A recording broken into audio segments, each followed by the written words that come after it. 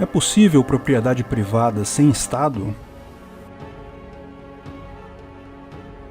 Se dermos uma olhada na Constituição brasileira, aquela que materializa o contrato social do Rousseau, que é o que os lunáticos estatistas dizem que todos nós assinamos, mesmo sem ter nem sequer a oportunidade de assinar ou não, tem lá no artigo 5º, inciso 22, é garantido o direito de propriedade. Olha que lindo. Mas logo em seguida vem o 23, a propriedade atenderá à sua função social. O que isso quer dizer na prática? Que se o Estado não gostar da função que você dá para sua propriedade, ele pode dizer que ela não atende a tal função social e pode tomá-la de você. Sim, mas deve ter uma definição, certo? O que seria essa função social? Devem ter atributos, algum balizamento? Não, não tem, pode procurar. Existem leis sobre isso, mas são todas genéricas, exatamente para dar poder ao burocrata. Pergunta para o pessoal da Vila Autódromo aqui no Rio, que não cumpriu a sua função social de ser algo bonito ao lado do Parque Olímpico. Evidente que deram outra desculpa, precisavam de um acesso XYZ ao Parque Olímpico e a favela ficava no meio do caminho. Quando eu fui nas Olimpíadas, eu fiz questão de ir lá ver. Precisavam nada, não usaram a área para nada. Todo mundo sabe a verdade. Não fica bem uma favela do lado dos estádios olímpicos. Não cumpre a função social dela. Na verdade, o Estado não garante de forma nenhuma a propriedade de ninguém, a não ser, claro, a dele mesmo. Por exemplo, o uso capião, que permite que pessoas adquiram de forma primária terras cujo proprietário original não as usa nem defende, se comprovarem que moram, usam e defendem essa terra por um tempo X, não vale em áreas do Estado. O Vidigal é uma das várias favelas no Rio que ninguém tem escritura da área, apesar de morarem lá há muitos anos. Mas o terreno é do Estado, então não pode. Mas você pode falar, o Estado é aquele que te dá a escritura, que prova a propriedade da sua terra ou da sua casa. Bom, muita gente não sabe o que é uma escritura. Acho que é algum tipo, uma declaração do governo, tipo, fulano é dono do apartamento 302 da rua X, número Y. Eu garanto, assinado o governo. Não, não é isso de forma alguma. A escritura consiste apenas no histórico registrado daquela propriedade. Por exemplo, a sesmaria de fulano de tal foi desmembrada nas fazendas A, B e C, a fazenda C foi vendida e desmembrada dos lotes 1, 2 e 3, o lote 3 foi vendido para Beltrano, que resolveu construir um prédio e vendeu o apartamento 302 desse prédio para... aí vem o seu nome. Digo isso e dou fé. Veja, se aparecer alguém e provar que a fazenda de fulano de tal, que estava lá embaixo, não era dele, mas era na verdade do cicrano, um abraço, meu amigo. Todas as escrituras feitas a partir desse ponto são inválidas. O pessoal aqui no Rio conhece a disputa judicial na Barra entre o libanês da Barra e o chinês da Barra. Vários terrenos lá estão na área em disputa, quase metade do bairro. Inclusive o Barra Shopping. São linhas de transmissão de propriedade que divergem depois da morte de Abílio Soares de Souza em 1928. Esse foi o último proprietário inconteste sobre a área. Ou seja, não há ninguém que conteste que ele era o proprietário. Só que ele morreu sem filhos. A partir da morte dele, o terreno que até então era só mato, tinha muito baixo valor, pode ter sido comprado por duas pessoas. Um chinês, Zhong On-Wei, que afirma ter comprado do Banco de Crédito Móvel em 1944 o terreno. Esse banco havia tomado a área legalmente por dívidas do proprietário, após a morte deste. Só que não há muitas evidências de que tal banco sequer tenha existido, e essa é a linha do chinês da Barra. Detalhe, todas as escrituras atuais derivam dessa do chinês. Já Mohammed Ismail El-Samad, o libanês da Barra, diz ter adquirido as terras de parentes colaterais do último proprietário reconhecidamente legítimo. Veja, os dois têm escrituras comprovando os pleitos. O libanês já ganhou na primeira instância, mas esse tipo de julgamento costuma levar décadas. Vamos ver no que dá isso. Escritura não garante nada, ela só registra o histórico daquela propriedade até chegar a você. Mas eu tô vendo na minha escritura aqui e não vem desde a época das sesmarias. Pois é, não vem porque não há dados ou os dados se perderam. A escritura perfeita veria desde a aquisição originária daquela propriedade por alguém, mas nem sempre isso é possível. Ter a escritura de um imóvel é, sem dúvida, uma boa prova de propriedade do mesmo, mas não é nada além disso, uma prova da sua propriedade, ela pode ser derrubada.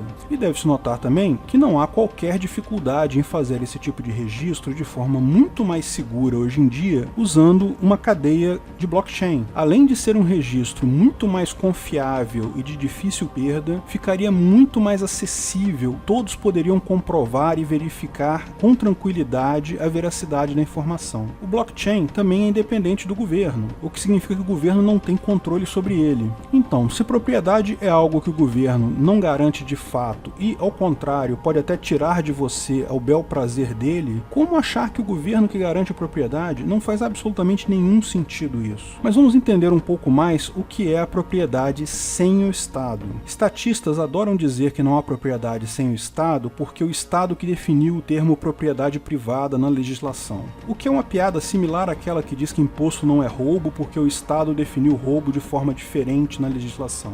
Essas duas coisas são mais ou menos como dizer que antes de Newton escrever a lei da gravidade as pessoas ficavam flutuando por aí. É uma besteira. Essas coisas existem independentemente do Estado, porque não são criadas ou destruídas só porque alguém escreveu sobre elas. Propriedade privada existia muito antes de haver leis sobre propriedade privada, muito antes sequer de haver Estado. É um princípio jusnatural que deriva naturalmente da convivência humana. Antes de mais nada, o objetivo da propriedade privada é uma forma de resolver a questão da escassez. Nem todo mundo pode ter terrenos à beira-mar, é um bem escasso. Aconteça o que acontecer, enquanto houver sociedade humana, alguns vão ter, outros não vão ter. Isso é um fato inquestionável. Esse exemplo é fácil de entender, mas no final há um monte de recursos que sofrem de escassez. Praticamente qualquer recurso, com exceção de, talvez, por enquanto, o ar, há sempre mais gente querendo do que existe daquele recurso. Então todos sofrem de escassez. Uns mais, outros menos. Isso vale para qualquer recurso, desde a sua escova de dente, o terreno da sua casa ou alguma coisa que você use para ganhar dinheiro. Não há diferença nenhuma entre propriedade privada pessoal e propriedade privada dos meios de produção.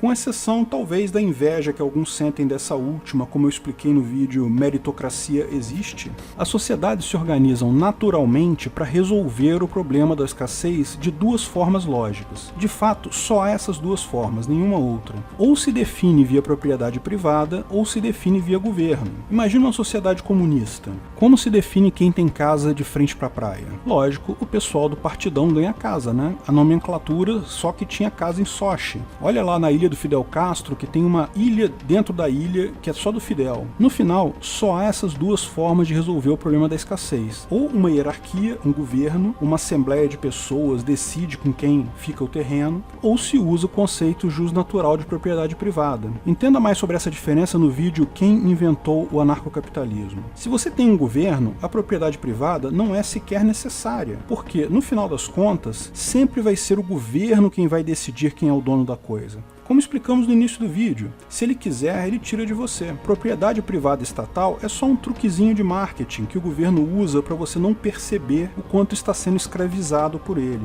O anarcocapitalismo adota a segunda, a propriedade privada jusnatural. Você nasce dono do seu corpo e pode adquirir outras propriedades via troca voluntária com outras pessoas. E também pode adquirir propriedade via homesteading ou apropriação primária. O primeiro que chegar numa determinada propriedade, demarcar essa propriedade, passar a usá-la misturando o seu trabalho com aquela propriedade e a defendê-la, esse se torna o seu proprietário. Essa solução é muito simples e principalmente é a natural. Ela emerge junto com a sociedade. Crianças de 6 meses usam esse critério para dividir brinquedos entre si. É meu, peguei primeiro. Propriedade é um conceito inato humano. Minha roupa, minha lança, meu carro, minha casa. Ninguém precisa explicar para ninguém o que significa ser dono de alguma coisa. Em nossa sociedade atual, até índios não aculturados, aborígenes isolados, compreendem o conceito. O missionário quer entrar na minha terra, na minha ilha? Não, não vai entrar na minha ilha, não.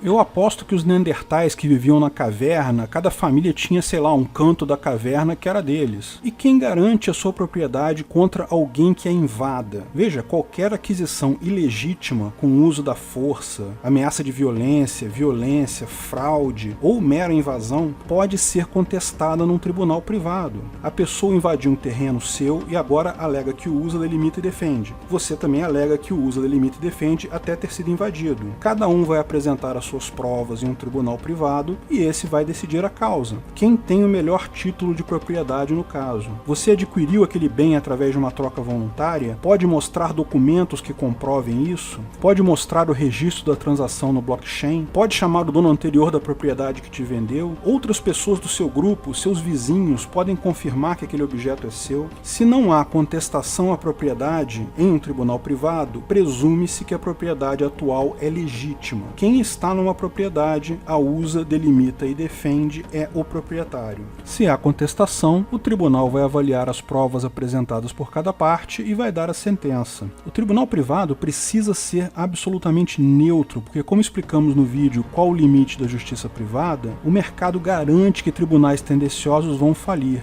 E as pessoas têm incentivo de procurar o tribunal, porque você morar numa região em que todos os seus vizinhos acham que você é um ladrão é terrível. É muito melhor resolver isso num tribunal do que ficar enfrentando os vizinhos no dia a dia. Isso resolve até problemas históricos. Sabe aquela história de que todas as propriedades eram dos índios aqui no Brasil, então temos que devolver tudo? Pois bem, não há questionamento que realmente os índios foram os primeiros proprietários, mas há provas históricas que algumas propriedades foram vendidas por índios para portugueses. Se a propriedade foi vendida, a transação é legítima. Existiu, lógico, também aquisição ilegítima da propriedade, com índios que perderam a terra de forma violenta. Mas como também existiu aquisição legítima, a única forma de resolver isso é via um tribunal privado. Se algum descendente de índio tem uma prova de que determinada propriedade específica pertenceu a um antepassado dele, e tem provas de que a aquisição da propriedade pelo ascendente do atual proprietário foi feita de forma ilegítima, basta ele apresentar tais provas em um tribunal privado e o caso será resolvido. Caso não existam tais provas, presume-se que o proprietário atual é o correto. Não há nenhuma necessidade do Estado para garantir propriedade. De fato, é impossível termos propriedade privada com o Estado, porque ele pode tirar de você a hora que tiver vontade. A única forma de existir propriedade privada real e justa é sem um Estado coercitivo.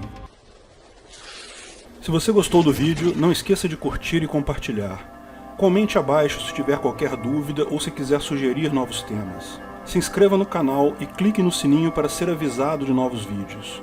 Lançamos vídeos novos todas as sextas-feiras, eventualmente algum vídeo extra durante a semana. Agradeço a todos os nossos apoiadores no Patreon, Apoia-se e Subscribestar, principalmente nossos apoiadores VIPs, Bob Dias, Bruno Brinatti, Keller, Fabrício Biasotto, Gabriel Carres, Matheus Azevedo, Matheus Nardi, Onias Vieira Júnior, Rodrigo Andolfato, Thiago Abreu, Washington Matos Poloto. Se quiser contribuir com o canal, ajudar na divulgação do anarcocapitalismo, veja na descrição do vídeo de que formas você pode fazer isso.